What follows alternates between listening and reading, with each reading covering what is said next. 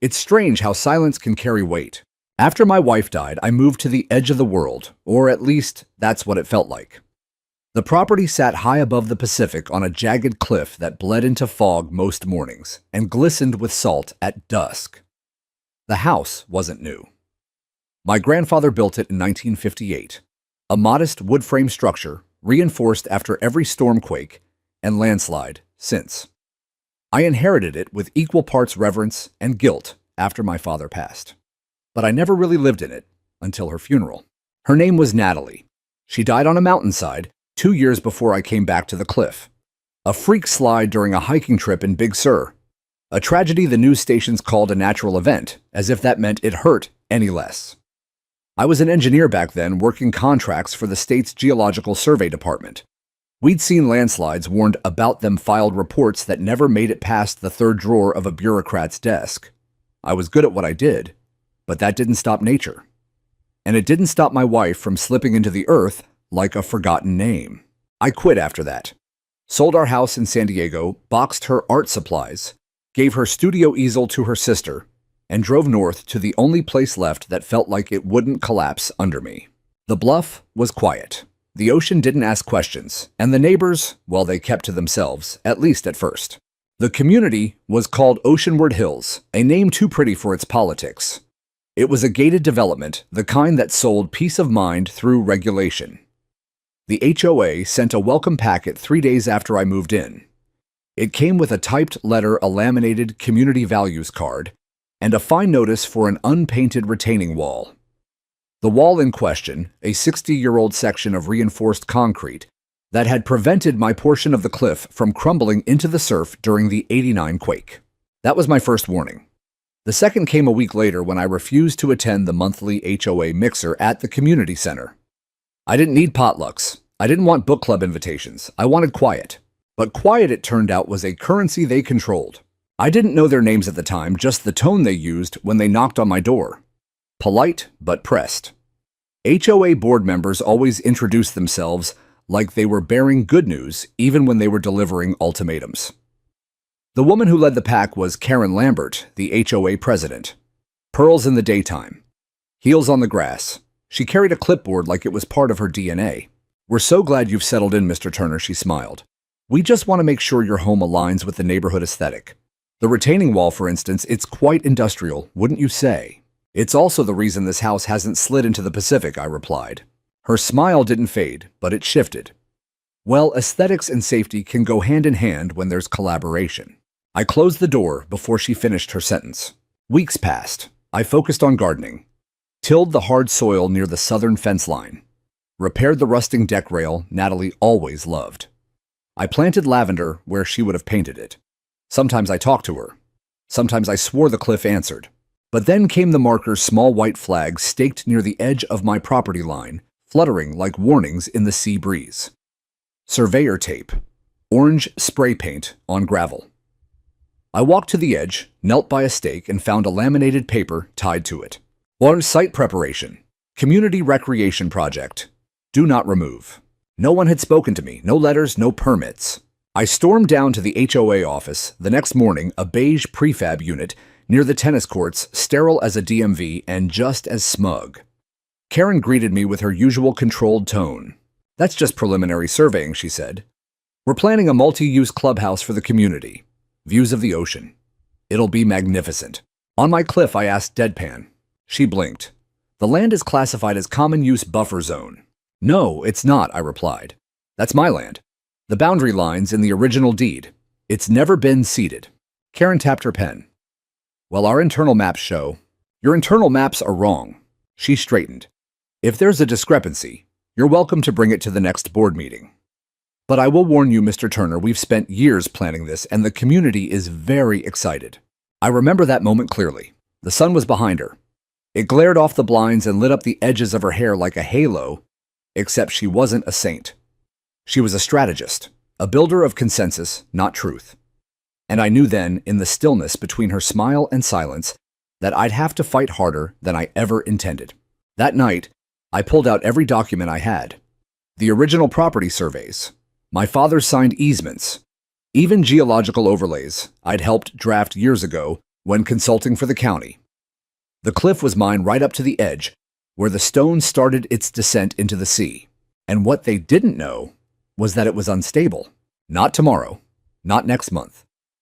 But within the next seismic cycle, any structure added to that spot would act like a pressure point on a hinge of broken rock. It would hold, until it didn't. The problem was, HOA boards don't listen to whispers. They only understand one language control. And I was about to speak it back to them fluently. A week after my tense visit to the HOA office, a large white envelope appeared in my mailbox, sealed with the HOA's embossed crest and marked Community Vision 2030. Inside was a glossy brochure-thick paper that smelled of money and detachment, detailing a multi-million-dollar project titled The Oceanward Hills Glass Clubhouse. There were digital renderings, sunlight cascading through glass walls, smiling retirees sipping wine on oceanfront terraces, children running across freshly paved community lawns. The design was sleek, minimalist, and absurdly impractical. More importantly, the footprint of the building extended dangerously close to the cliff's edge, exactly where my property began. The drawings made no mention of geological stability, coastal erosion, or jurisdictional boundaries. Just enthusiasm. Just fantasy. The HOA made it clear construction would begin in 2 months. I wanted to scream, but screaming was what they expected. Instead, I documented. I photographed the cliff, each fracture line, every erosion channel, even the salt-scarred retaining wall they called an eyesore. I printed out every land survey from the county clerk's office that showed the precise boundary of my parcel. I even dug up the original geotechnical assessment filed by my grandfather when he reinforced the foundation in the 1960s. But it wasn't enough to have facts. Not here, not in Oceanward Hills. So I called someone I hadn't spoken to in almost 4 years. David, it's Tom Turner. There was silence on the other end. Then, well, damn. I thought you were in the wind. Close. I'm up near Pelican Ridge now. The old Turner house. That's the one. You all right? He asked, voice softer. I was. Until the HOA decided to build a glass monument on my cliff. I heard the clatter of a coffee mug being set down. Tell me everything, David said. David Lee had been my colleague at the California Geological Survey for almost a decade. Sharp, no nonsense, and allergic to politics. He also owed me a favor back in 2014. I'd kept his name out of a controversial report that nearly cost the state billions in federal infrastructure grants. Now it was time to cash that favor in. Over the next few days, David reviewed the HOA's architectural plans. He flagged half a dozen red zones where the underlying bedrock had been flagged as unstable. He even looped in a junior analyst at the State Office of Coastal Preservation who agreed to issue an informal advisory memo. It wasn't legally binding, but it was something. And something was more than the HOA had accounted for. I drafted a formal letter, 5 pages single-spaced, attached with 7 exhibits maps, photos, assessments, and legal citations. I mailed it by certified post and dropped off a second copy directly to the HOA Dropbox just before midnight. 3 days later, Karen knocked on my door. She didn't bother smiling this time. You've made your point, she said. But obstructionism doesn't reflect well on the community. I'm not obstructing, I'm warning. You had your opportunity to voice concerns during the planning phase. You chose not to engage. No one told me you were planning to break ground on private land. Karen blinked slowly like she was debating whether I was an idiot or a threat. Mr. Turner, the HOA's interpretation of the lot lines has been reviewed internally. If you believe there's an error, you're welcome to take it to civil court. But construction is moving forward. She handed me a printed agenda. We're breaking ground in 2 weeks. The whole community will be there. You're welcome to attend or not. And with that, she walked away. 2 days later, the heavy equipment arrived, yellow machines with HOA logos printed on their sides like declarations of ownership. They rumbled up the road like an occupying army and parked within 20 feet of my garden fence. I stood on the edge of my deck and watched them. Their driver smoked, laughed, and kicked dirt where my lavender had just begun to bloom. It felt like a dare. I took a photo of every single one. That afternoon, I drove into town and filed a lis pendens with the county recorder's office, a legal notice of a pending lawsuit concerning real estate. It wouldn't stop the HOA outright, but it would alert any contractors, insurers, or financial backers that the land in question was under dispute. Most reputable companies wouldn't touch a project like that. The following morning, the bulldozers were gone, but Karen was back. She stood at the edge of my driveway, holding a manila folder. "You filed a lien," she asked. "A pending lawsuit over a strip of dirt and rock, over land that doesn't belong to you. And that will collapse if you build on it." Karen stared at me for a long time, jaw tight. Then she held out the folder. "We've consulted legal counsel," she said. "This is a cease and desist letter. You are to remove all barriers to construction, stop harassing contractors, and cease dissemination of false geological reports or risk civil penalties." I took the folder, didn't open it. Then I looked at her calm as I could manage. "Karen," I said quietly, "if you put a glass building on that cliff, you won't have to worry about me. The earth will handle it for you." She said nothing, just turned on her heel and left. That night, I sat on my back porch with a glass of scotch, watching the moonlight ripple across the sea. The air was still, but I could feel it, the tension in the rock beneath my feet, the pressure building. They thought I was bluffing. They thought land doesn't remember. But I'd seen what Earth could do, and it doesn't care about HOA agendas. The line between my property and the so-called common buffer zone wasn't just a matter of interpretation. It was carved in stone quite literally. My grandfather, a practical man and a World War II Navy veteran turned contractor, had once installed a boundary marker in the form of a concrete pillar no taller than a fence post. It was set into bedrock on the southern edge of the cliff, half buried now by overgrowth and time, but still there.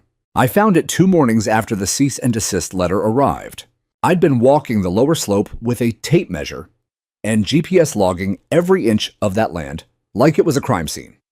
That's when I spotted it, its top chipped, moss-covered, and faintly visible in the morning light. My grandfather had marked it with brass inlay, TT 1964. His initials and the year he claimed this line once and for all. I crouched down and ran my fingers across it. The HOA couldn't erase that, not with a letter, not with a meeting. That afternoon, I emailed David the coordinates and photos. He forwarded them to a colleague in Land Survey and Records, who confirmed the pillar's location matched archived county plats. Legally, it bolstered my case, but it also exposed a deeper problem. The HOA's development map, the one they kept waving in my face, was based on a subdivision revision from 2002 that incorrectly transposed the lot line by nearly 12 feet toward my parcel.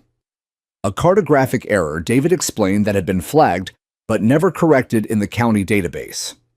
The HOA must have used that version for their planning. "This gives you grounds," he said. "If you push it, you can get an injunction." "What about the geological angle?" I asked. "We're digging," he said.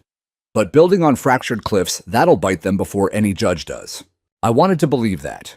But what haunted me most wasn't the mistake in their paperwork. It was the willful disregard. They weren't confused, they just didn't care. I attended the next HOA board meeting uninvited but not prohibited. It was held in the community clubhouse, the original one brick and timber built decades before Oceanward Hills grew into a gated giant. The room smelled of old carpet and lemon cleaner. Rows of folding chairs faced a raised platform where Karen sat, flanked by her loyal lieutenants, Mr. Bryson, a retired tax attorney with a superiority complex, Meredith Wong, a local real estate agent, who knew how to smile while drawing blood, and Clay Hansen, a former contractor with too much chin and not enough conscience. When I stood to speak during the open comment portion, a few heads turned. Some recognized me. Most did not. I'm Tom Turner. I live at the Southern Bluff, Lot 17. Karen barely glanced up from her notes. "I've submitted formal notice disputing the HOA's claim on the southern property boundary I began. That boundary has been incorrectly drawn since 2002 due to a documented survey error. I've provided evidence and corroboration from the State Survey Office." A few murmurs stirred in the crowd. "I've also submitted geological reports indicating the cliff is unstable and unfit for large-scale construction. The area targeted for the new clubhouse has a high risk of collapse under seismic pressure." Now she looked at me. "Mr. Turner," she said with icy precision, "you are not a licensed engineer." "Correct, but I was, for 23 years. Then, perhaps you also recall that public comment is limited to 2 minutes. She tried to move on. But something cracked inside me just a little. Enough to push past her gavel and continue speaking. Your actions aren't just arrogant, I said, they're dangerous. You are building a glass structure on unstable terrain. You've ignored multiple warnings. When it comes down, and it will, people will get hurt. Maybe not now. Maybe not this year. But it's coming. Silence followed. Then Clay leaned forward. Mr. Turner, do you have any current credentials? No. Then we'll leave it to the professionals. That got a few laughs from the back row. I walked out without another word. But they didn't know the storm I was building behind them.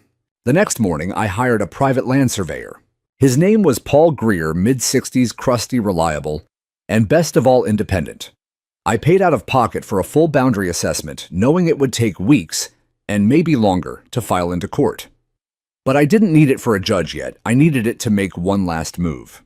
I printed the provisional results on letterhead, bundled them with a copy of the Cliffs soil shear test data David had helped me obtain, and walked it straight to the construction site, now buzzing again after the lease pendants scare had cooled.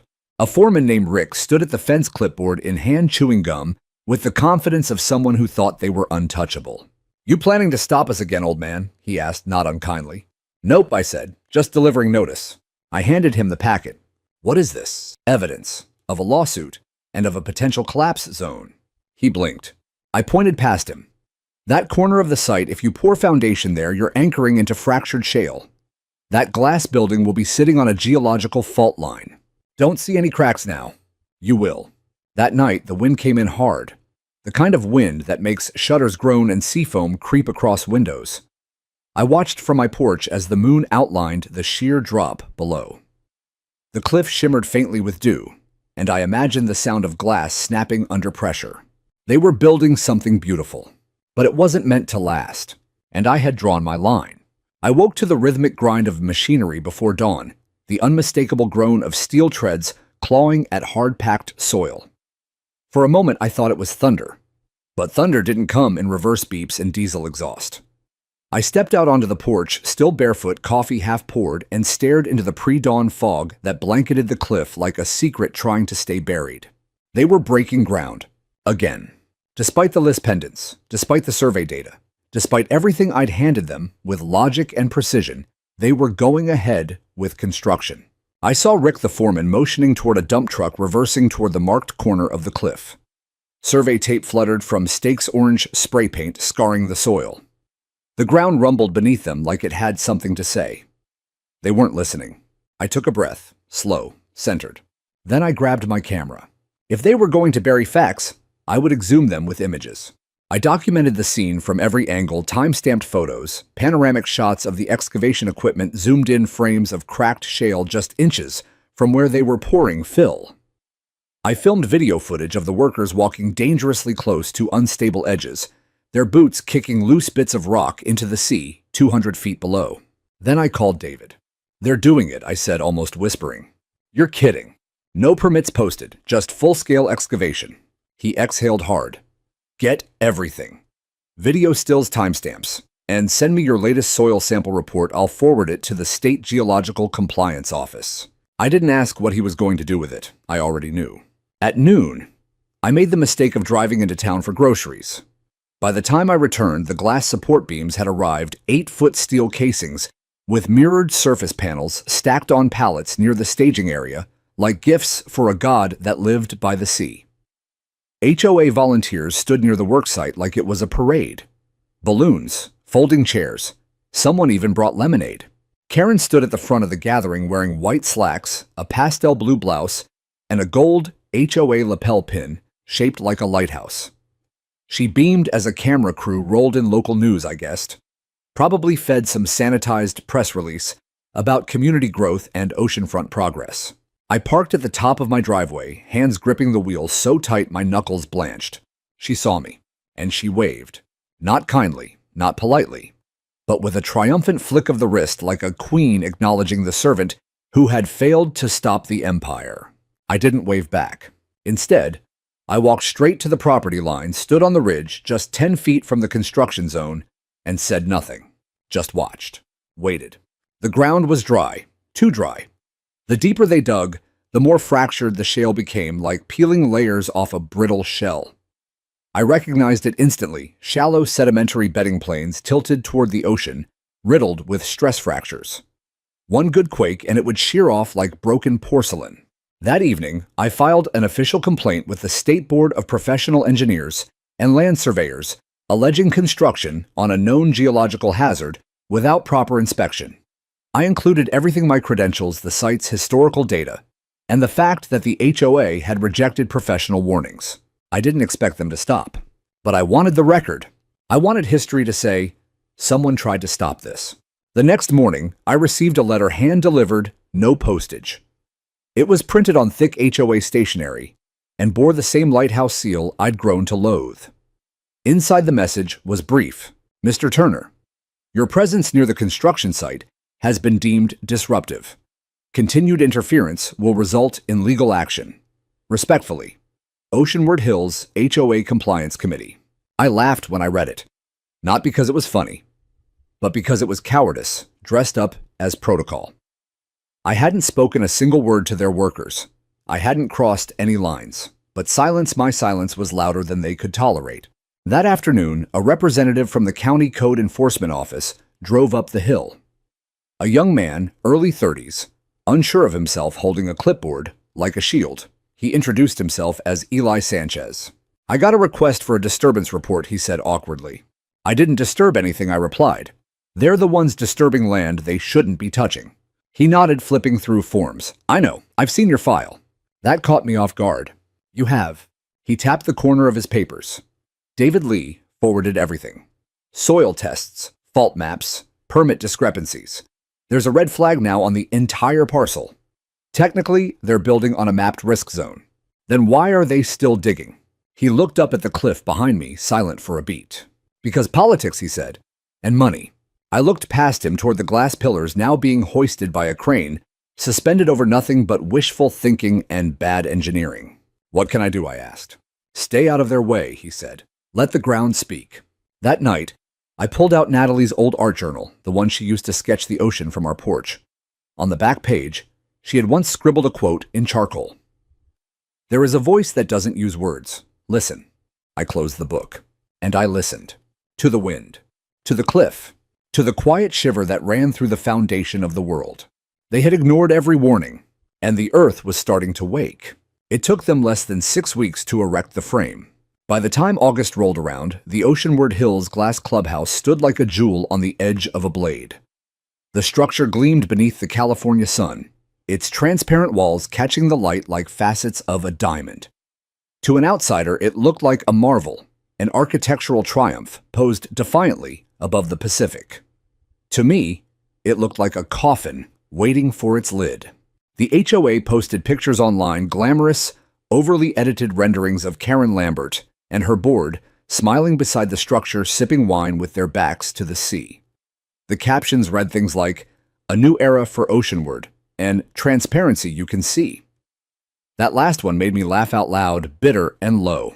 The building itself was barely anchored.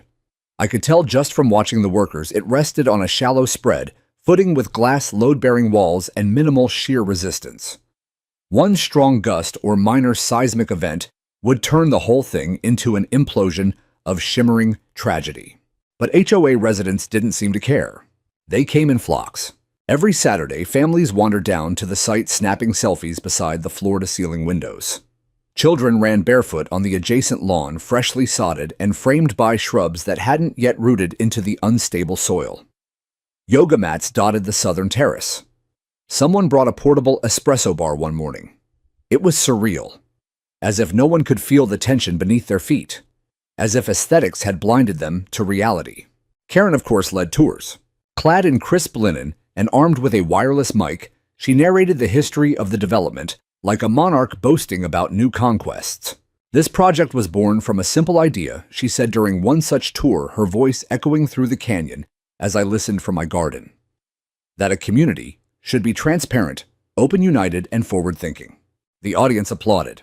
I turned back to my lavender. At least the bees still had sense. Later that afternoon, I walked the edge of my property, again checking for new shifts. I did this daily now, not out of paranoia, but vigilance. The ground near the cliff had begun to flake. Small cracks spiderwebbed out from beneath the clubhouse terrace, masked by mulch and decorative gravel, but visible to someone who knew what to look for. I documented them with dated photos. On August 14th, I measured a shift of nearly 1.2 inches in one of the surface fractures. That was movement. Real movement. I sent the photos to David. He called within an hour. "That's not just cosmetic," he said. "That's a subsurface shift." "I know. I'll run it through our fault model." "But Tom, if they keep adding weight," "I know." Still, I didn't call the media. I didn't chain myself to the foundation or scream from rooftops. I just kept collecting, watching, waiting. Because sometimes the most powerful thing you can do is let the consequence arrive on its own. One afternoon, while photographing a new crack near the east pillar, I was approached by a couple walking their golden retriever. "You the geology guy?" the man asked. "Used to be. My wife says you've been trying to stop the project." "I've been trying to warn them." He looked over at the clubhouse. Looked sturdy to me. So did the Tacoma Narrows Bridge. He blinked. I pointed toward the cliff's edge. "This isn't just my opinion. That land underneath them isn't solid. It's layered sediment, loose, fractured, and unsupported." "You trying to scare people?" "No," I said. "I'm trying to keep them alive." They didn't say another word. But the next week, I noticed fewer visitors, fewer yoga mats. The espresso cart didn't return. Maybe rumors were starting to spread. Then came the banner. Grand opening celebration, Saturday, August 26th. I stared at the flyer in my mailbox. Full-color thick stock, a ribbon-cutting icon beside a champagne glass. Karen's face smiled up from the corner, her eyes impossibly confident. I crumpled the flyer. That same day, a small tremor hit only a 2.3 magnitude, deep and barely perceptible. I felt it while reading on the porch, a faint jolt that nudged my coffee mug just enough to spill. The birds took flight. Somewhere, a dog barked twice and fell silent. The ground stilled, but something shifted. The next morning, a deep crack split the pathway between the clubhouse and the walking trail. It ran diagonally jagged and wide enough to trip a child. Someone taped it off with a single strip of fluorescent ribbon and a handwritten sign. "Watch your step." That was their response, a ribbon and a marker. That night, I pulled out Natalie's journal again. There was a sketch on one of the final pages, a rough charcoal drawing of a tree clinging to the edge of a cliff, its roots spilling out like veins. She'd written beside it, "Things survive longer when they go deeper." I felt like she was speaking to me, not about the tree, but about staying grounded when everything around you threatens collapse. On the morning of August 26th, I stood at the far edge of my property line, just beneath the Monterey pine we had planted together, and watched them set up for the grand opening. Chairs, tables, catering trucks, a jazz quartet tuning up beside a makeshift stage. Dozens gathered. I recognized, most of them, HOA loyalists, wealthy retirees, board members in full glory.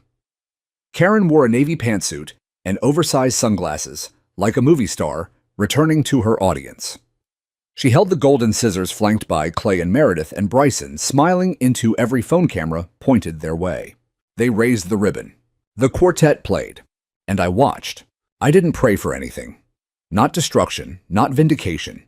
I just waited for nature to remember what it was built to do. The tremor hit at 5:42 a.m. It wasn't loud. There was no crack of thunder or shattering glass. It arrived like a breath held too long, then released. My eyes opened before I knew why, the instinctual pull of something ancient whispering from the soles of my feet. The bed creaked, the curtain swayed, and beneath it all, the floor gave a subtle roll, just enough to make the closet door click open. Then stillness, false stillness. I sat up slowly, the air thick and unnaturally quiet, as if the house itself was holding its breath. I stepped onto the porch barefoot, waiting, listening. The sky was still dark, the ocean invisible, but roaring louder than usual, like it knew what was coming. At 6:01 a.m., the second tremor arrived. This one didn't whisper. It struck like a punch to the gut of the land, sharp, sudden, violent. The earth groaned underfoot. The windows rattled. The birds erupted into panicked flight. I dropped to one knee, instinctively bracing as the railing beside me shuddered with force. I heard a pop somewhere beneath the deck. A joist, maybe. Maybe something deeper. When the shaking stopped, I didn't move. I waited for the cliff to scream. It didn't, not yet. But the silence that followed wasn't peaceful. It was electric. 15 minutes later, I was at the edge of my property, camera in hand, documenting fresh cracks that had opened like veins along the southern slope. The most alarming was a new split that ran directly beneath the east pillar of the clubhouse, a jagged line that cut through the gravel path like a warning no one wanted to read. I crossed the invisible border and took close-ups. The clubhouse itself, for all its glass and glamour, now looked like a question mark, uncertain, reflective, a monument to ego perched on an unraveling ledge. A man in a neon vest approached me from the side. Younger tan, probably late 20s. He looked pale. "You live next door, right?" he asked. I nodded. We felt it. Pretty good jolt. 2 jolts, I corrected. He glanced back toward the clubhouse. One of the glass walls cracked. Already. He nodded again, slower. It didn't break. But it's bowed. We're calling it in. I pointed to the fracture beneath his feet. That's not surface level. That's subsidence. There's void collapse happening under your foundation. He looked down, stepped back a half inch. You should evacuate. I'm just the site manager. HOA hasn't authorized anything. They will, I said. Or the cliff will do it for them. I walked back to my property, heart-thudding, adrenaline spiking in waves. I wasn't panicked. I wasn't excited. I felt clear. Because now it wasn't just a matter of opinion. The ground had spoken. Twice. At 7:15 a.m., I received a call from Eli Sanchez, the county code enforcement officer. "I'm on my way," he said without preamble. You felt it. So did the sheriff's department, the firehouse, and everyone from Santa Lucia to Harbor Bluff. "We're declaring a geotechnical emergency for anything within 100 feet of the cliff edge." Does that include the clubhouse? First on the list. By 8:00 a.m., the HOA clubhouse had been cordoned off by temporary barricades and yellow tape. Karen was there, of course, protesting. Her voice rose above the rumble of trucks demanding to speak to supervisors, waving papers, rattling off phrases like zoned approvals and funding timelines. But none of that mattered anymore. The earth had cut through the red tape. That afternoon, David forwarded me the preliminary fault movement report.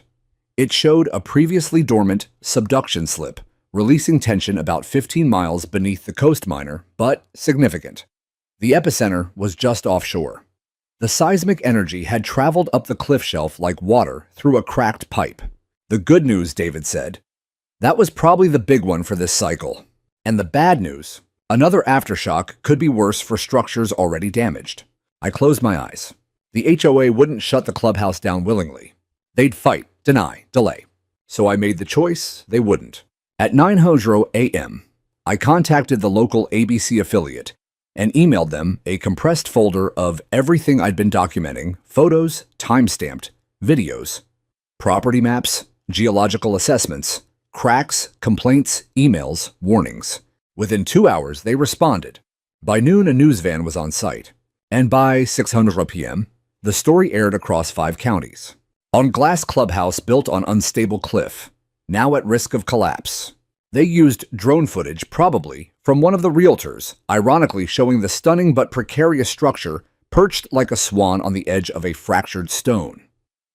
The anchor's voiceover quoted my reports. Interviews with residents followed, some shocked, others furious. Eli Sanchez appeared on camera, briefly confirming an active geological investigation. Karen refused to speak, but the look on her face, caught for a half second on the footage as she stood near the caution tape, told the whole story. That was the face of a woman watching her empire slip from beneath her polished heels. That night, the neighborhood buzzed. I could hear it from my porch, raised voices, panicked calls, running footsteps. Someone rang my doorbell but left before I answered. A flyer was shoved through my fence slats. "You're destroying our community." I folded it neatly, placed it in the fireplace, watched it curl into ash. I didn't sleep well. Every creak of the house felt like a signal. Every whisper of wind was a rehearsal. At 3:11 a.m., I woke again. This time, I didn't need to feel the earth to know what was coming. I just looked out toward the sea and saw the moonlight reflecting off a hairline crack running through the center of the clubhouse terrace like a signature across glass before it breaks. The next morning came with an eerie calm. No wind, no gulls, just that dull, charged silence, like the earth was listening to itself, deciding what to do next. I brewed coffee but didn't drink it. Just held it in my hands on the porch as I watched the HOA's masterpiece shimmer faintly in the sun. The glass looked perfect from a distance, but I knew better. A hairline crack is just a fracture with patience, and patience, like ground pressure, runs out. At 7:46 a.m., I saw Karen. She stood near the taped-off area with two men in navy suits and clipboards, her legal defense, no doubt. Her lips were moving fast, hands gesturing. The younger man glanced nervously toward the cliff, while the other pointed at the caution tape, like it was some bureaucratic overstep that could be peeled back with the right phrase. Behind them, Clay Hansen paced with a phone pressed to his ear. Bryson and Meredith were nowhere to be seen. Then the tape came down. Just like that. Rick the foreman reappeared with two workers, and they started lifting the caution line off the ground, folding it neatly, as if it had just been a suggestion. The suits nodded. Karen smiled. I stood up from my chair. They were reopening it. After all the warnings. After the cracks. After the tremors. They were going to pretend the cliff hadn't spoken. I crossed the street and stopped just short of the now-removed barricade. Karen saw me. She looked straight through me like I was just fog on the glass. Ms. Lambert, I called out loud enough for the group to hear. You understand, this structure is under geological review. The HOA has conducted its own inspection, she replied without turning. Everything is stable. Stable doesn't mean safe, especially not on fractured shale.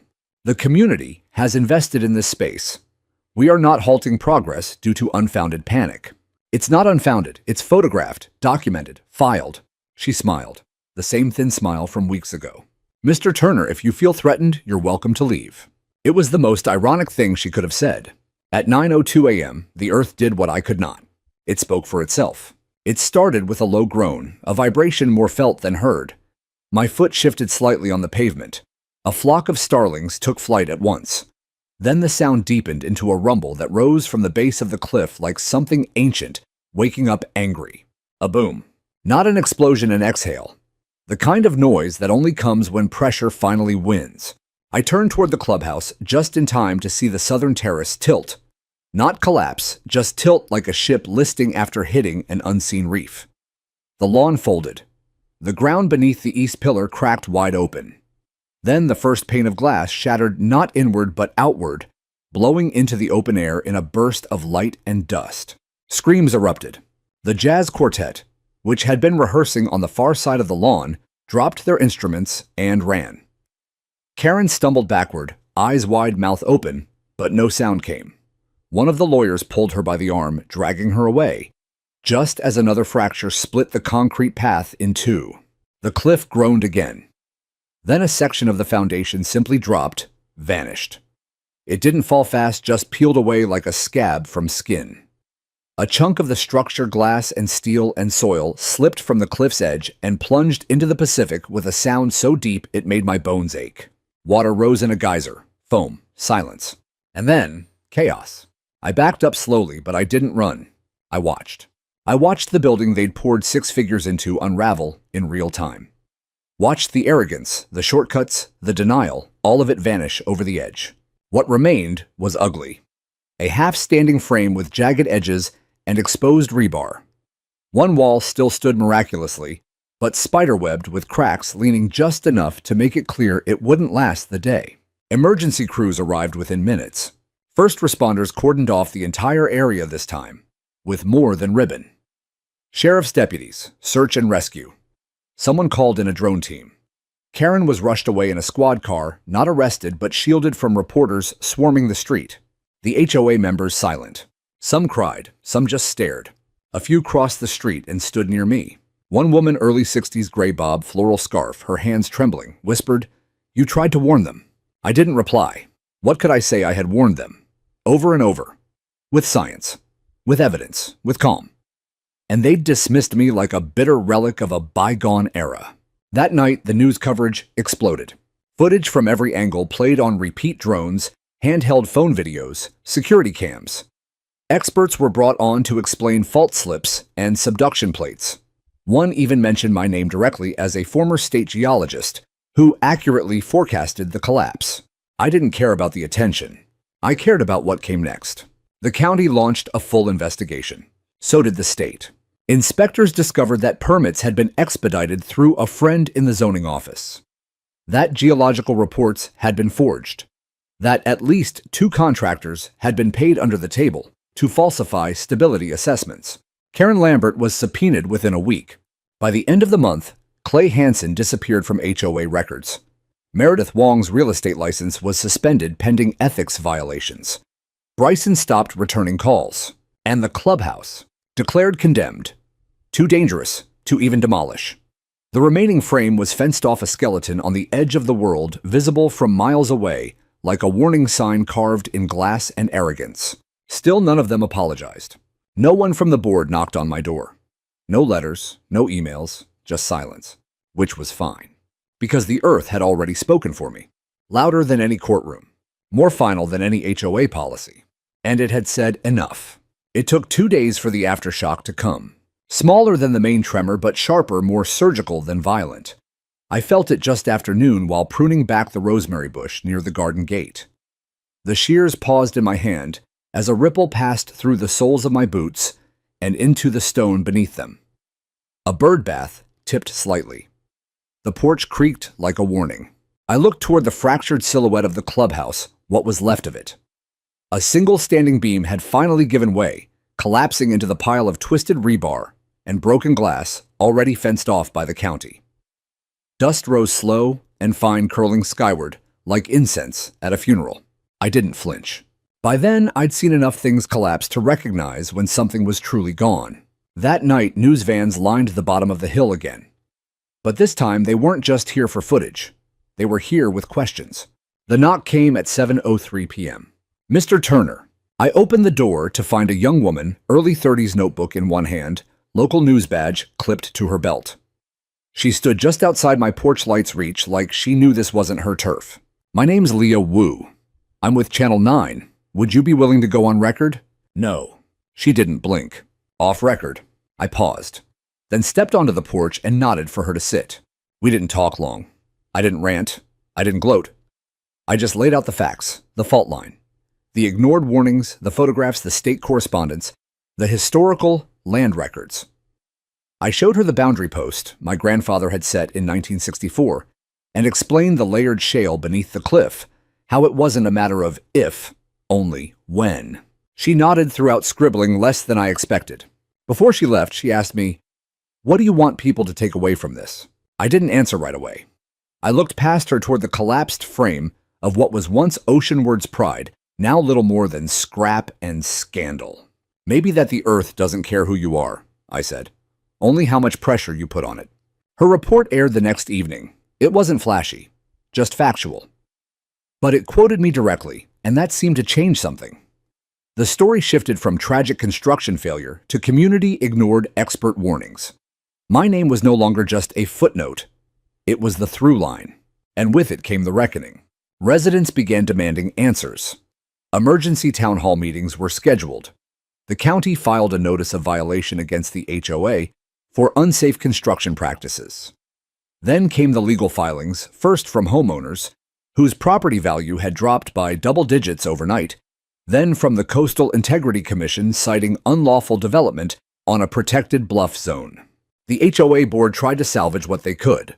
Karen released a written statement, 2 pages, riddled with passive voice and phrases like miscommunication, unexpected geological activity, and unforeseen structural weakness. Not once did she say my name. But the community did. The morning after her statement went public, I found a box of muffins on my doorstep. No note. Just a small stack of printed HOA newsletters stuffed inside each of them with sections highlighted, meeting dates, signatures, quotes from Karen that now looked absurd in hindsight. Later that week, a woman named Joan from 3 streets over knocked on my door with a pie and tearful eyes. She'd voted yes for the clubhouse. Had told her grandkids they'd be able to host weddings there one day. She apologized. I told her it wasn't personal, but part of me knew it always had been. On Monday, the state licensing board officially suspended the engineering firm that had greenlit the foundation plans. The firm's name, CHB Structural, owned in part by Clay Hansen's nephew. Clay denied knowledge, but emails surfaced showing he had helped draft the site layout. That same day, a full audit of the HOA's financials was launched. The findings came fast. A $142,000 discrepancy between what was reported for clubhouse expenditures and what had actually been paid to contractors. A missing $38,000 consulting fee issued to a now-defunct LLC tied to Karen's brother-in-law. Undocumented gift cards and bonuses handed out around the time of the original planning vote. By week's end, the entire board was suspended pending investigation. Karen vanished from public view. Her house stayed dark. The once smug SUV with the HOA seal on its rear window disappeared. The HOA posted a bland notice on its website. Effective immediately. The Oceanward Hills Homeowners Association Board of Directors has been placed under temporary administrative control pending legal review. An emergency election will be held next month. I didn't attend the meeting. I didn't need to. I just sat in my garden hands in the dirt planting a new row of rosemary beside the fence. For the first time since Natalie passed, I felt like I was building something again. Rebuilding, maybe. The land was quieter now. The wind carried less weight. Even the fog came in softer, like it had seen enough and was finally willing to rest.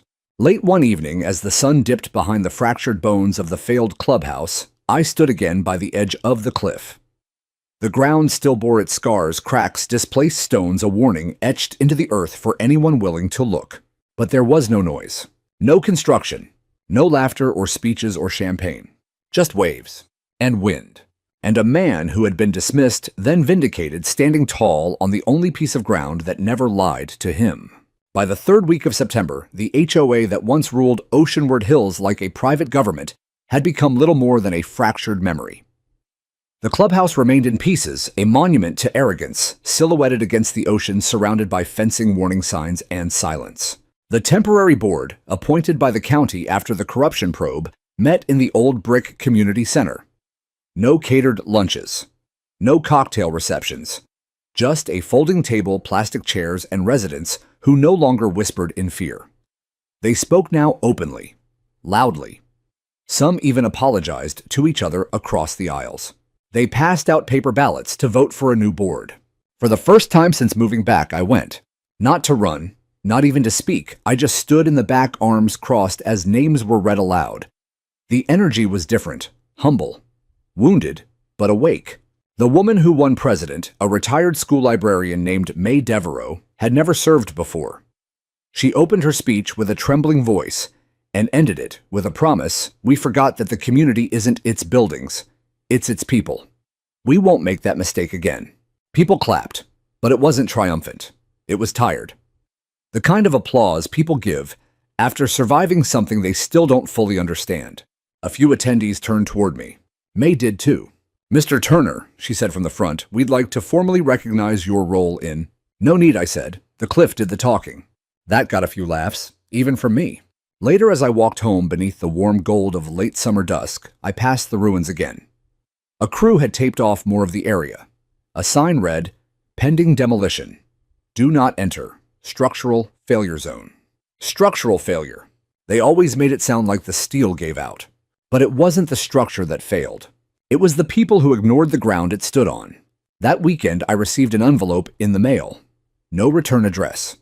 Inside was a single photograph, a black and white shot of the clubhouse during its construction phase taken from the drone angle, with a red X drawn through the foundation.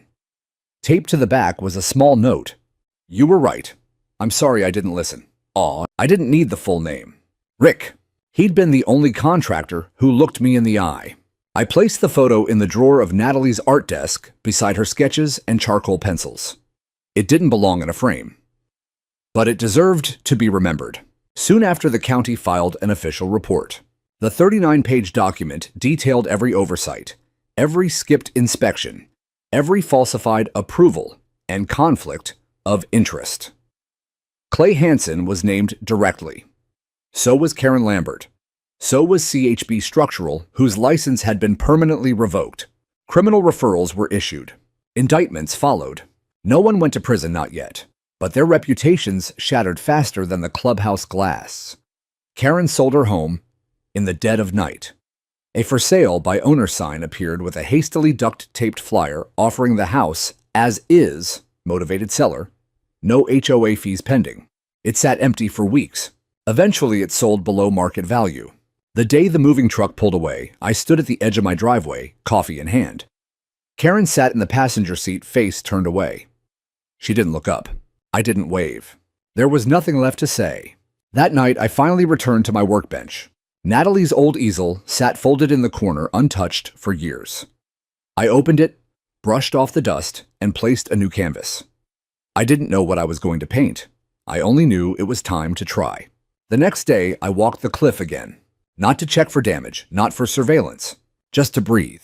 The air was cleaner now. The salt didn't sting like it used to. I ran my hand along the old boundary post, still weathered, still solid. It had held firm through it all, unlike them. Later that week, May came by the house with a stack of documents. "We're cleaning up the legal boundaries," she said. "Want to make sure your parcel is correctly registered in all records. You were right all along." I nodded and signed the updated plat maps. Right didn't feel like victory, just like acknowledgement. As she turned to go, she paused. "We're starting a new committee," she said. "One that reviews environmental risks. If you ever feel like advising."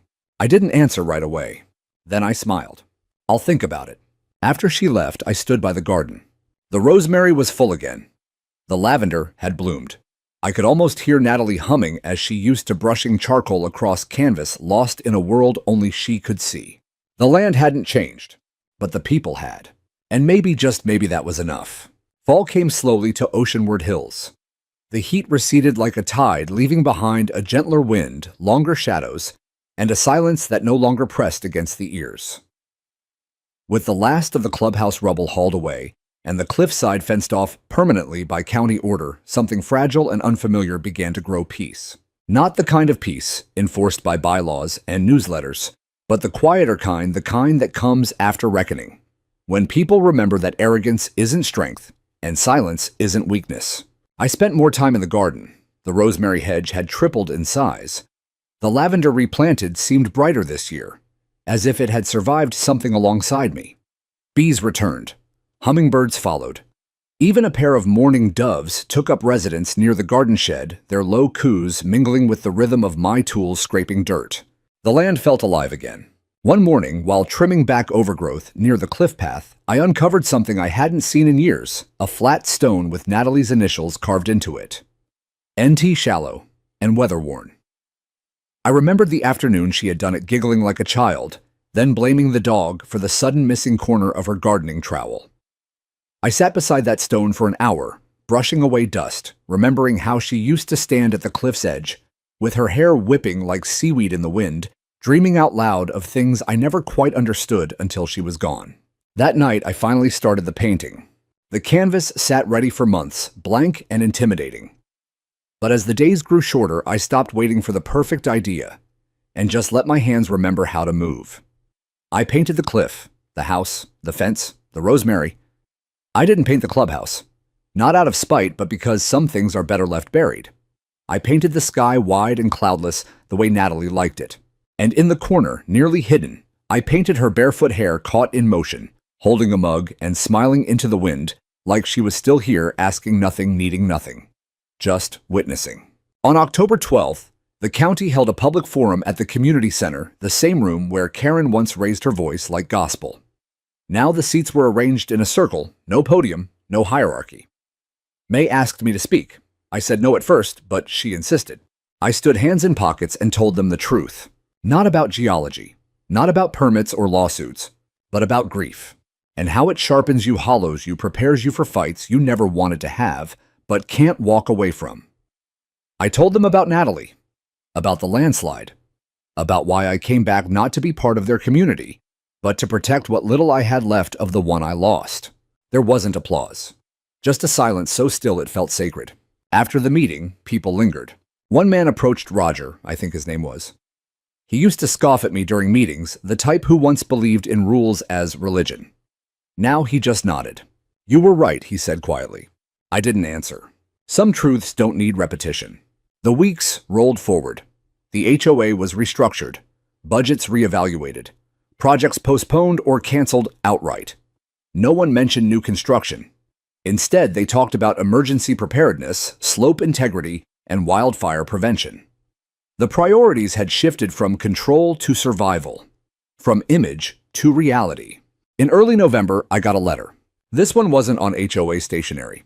It came from the State Board of Geotechnical Safety, informing me that in light of my detailed documentation, and assistance during the oceanward investigation. They were awarding me a community citation for civic contribution. I laughed when I read it. Natalie would have rolled her eyes and said, "Took them long enough." I framed it anyway, not because I needed the recognition, but because sometimes healing needs a witness. 1 week later, I invited David up from the city. He hadn't been to the cliff since before construction started.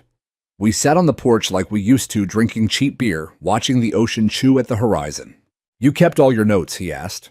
"Every one." He whistled. "You ever think about coming back? To the field?" He shrugged. "To something. You're still sharp." I thought about it, then looked out at the waves. "No," I said. "I think I'm where I'm supposed to be." He nodded and didn't ask again. After he left, I sat in silence. Not the bitter silence I once clung to after Natalie's death. Not the guarded silence I wore like armor when the HOA came after my land. This was different. This was solitude without loneliness. A kind of peace that doesn't demand attention. A kind that simply is. At sunset, I walked to the edge of the cliff. The fence the county had installed now bore a small plaque, recently added by the new HOA board. It read, "Dedicated to the quiet watchers. Those who warned us. Those who held the line." They didn't put my name on it. They didn't have to. I ran my hand along the metal rail, turned toward the garden path, and stepped back into my life. Whole. Grounded. And finally still standing.